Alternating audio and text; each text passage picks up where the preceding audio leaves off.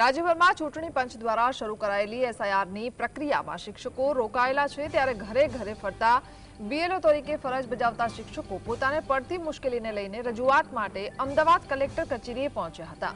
અખિલ ભારત રાષ્ટ્રીય મહાસંઘના નેજા હેઠળ કલેક્ટર કચેરીએ શિક્ષકો એકઠા થયા હતા।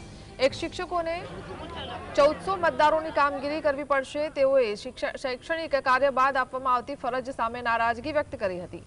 ફોર્મ ભર્યા બાદ ઓનલાઈન માહિતી અપલોડ કરવાની કામગીરીનું ભારણ હોવાનું કહ્યું।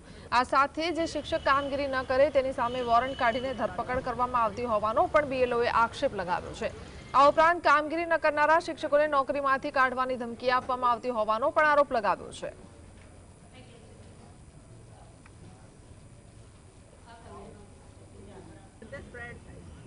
पर्सनल नंबर आ रीते बधे स्प्रेड करवो ए योग्य ना कहेवाय। एटले मारुं एवुं कहेवुं छे के एक बीएलओ नी कामगीरी होय तो ए पर्सनल नंबर नी जग्याए तमे कॉमन नंबर आपो અને એ ડિટેલ ઓફિસ અમને સપોર્ટ કરીને અમારી પાસે મોકલે તો અમારી માટે વધારે સારું રહે।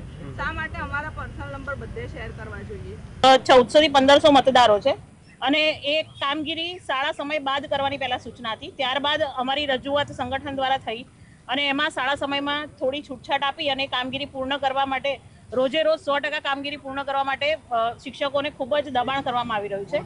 આ ઉપરાંત મહિલા શિક્ષિકાઓના જે મોબાઈલ નંબર છે એ દરેક ફોર્મ પર છાપી દેવામાં આવ્યા છે। એટલે મહિલા શિક્ષિકાઓને રાતના 12 વાગ્યા સુધી મતદાર વિસ્તારમાંથી ફોન આવે છે અને એમને હેરાન પરેશાન કરવામાં આવે છે।